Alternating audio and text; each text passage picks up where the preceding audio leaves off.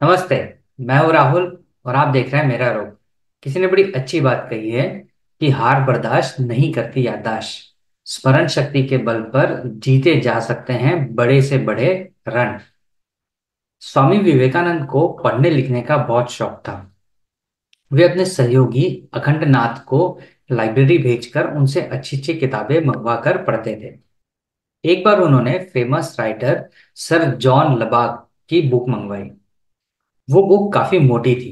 विवेकानंद ने उसे पढ़कर अगले दिन ही जमा करवाने के लिए अखंडनाथ को लाइब्रेरी भेज दिया। इस पर लाइब्रेरियन को बहुत आश्चर्य हुआ। वो बोला कि महाशय, मैं पिछले कई दिनों से देख रहा हूँ कि आप रोज मोटी मोटी किताबें पढ़ने के लिए ले जाते हैं और उसे अगले दिन ही लौटा देते हैं।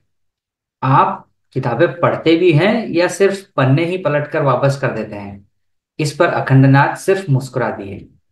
लौटकर उन्होंने ये बात स्वामी जी को बताई।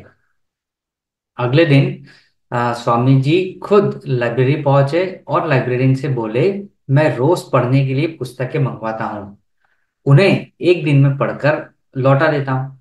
इस पर आपको कोई आपत्ति है क्या?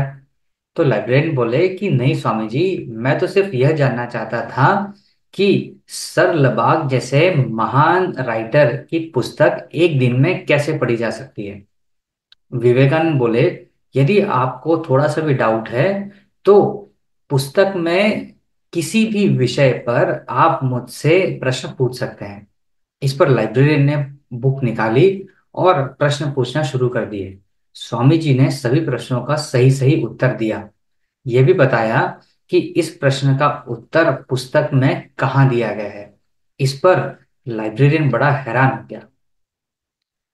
दोस्तों, अगर इस कहानी के मैनेजमेंट ज्ञान की तरफ नजर डालें तो इसे कहते हैं याददाश्त का कमाल।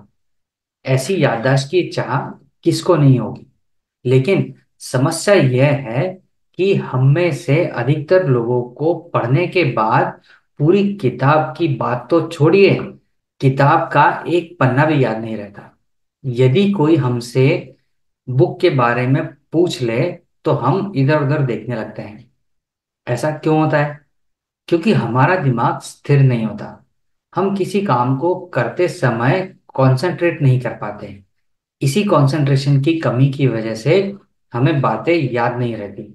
इसके चलते हम कई बार बड़े बड़े नुकसान भी उठाते हैं। स्मरण शक्ति के अभाव से ही प्रतियोगी आमतौर पर परीक्षाओं में असफल हो जाते हैं, क्योंकि वे सही जवाब भूल जाते हैं। यदि आप भी ऐसी ही किसी समस्या से पीड़ित हैं तो आज ही ठान ले कि अपनी इस कमजोरी को दूर करेंगे। यदि आप ऐसा करने में सफल हो जाते हैं तो फिर बड़ी बड़ी परीक्षाओं को भी आप चुटकियों में निपटा देंगे।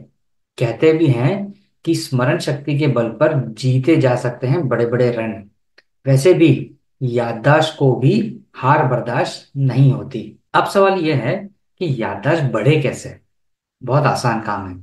सोचो, जब आप कोई फिल्म देखने चाहते हो तो उसकी कहानी, उसके कैरेक्टर, उसके डायलॉग, सब चीजें आपको कैसे याद रहती है? जब वो याद रह सकती हैं तो बाकी की चीजें क्यों नहीं? क्योंकि आपकी उसमें रुचि है, यानी इंटरेस्ट है। यानी फिल्म की तरह मनोरंजक हो तो कुछ भी आपको याद रह सकता है। तो आप जो भी याद करना चाहते हैं उसे भी अपने इंटरेस्ट का बना लीजिए।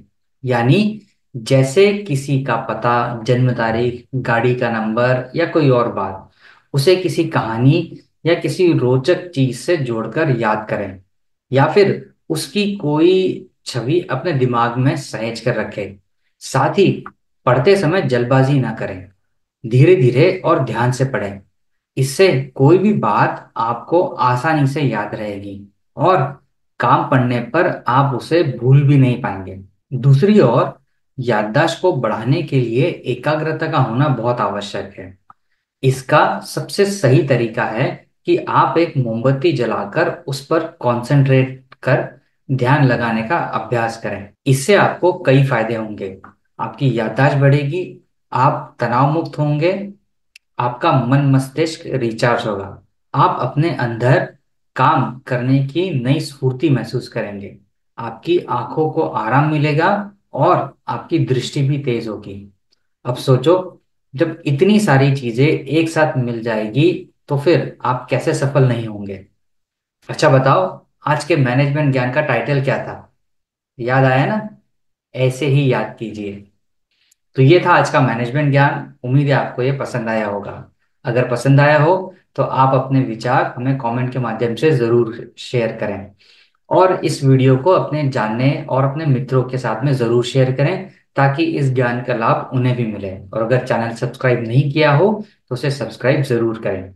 मिलेंगे आपसे अगले बुधवार सुबह 8 बजे किसी नई कहानी और किसी नए मैनेजमेंट ज्ञान के साथ। तब तक अपना और अपने अपनों का ख्याल रखें। धन्यवाद।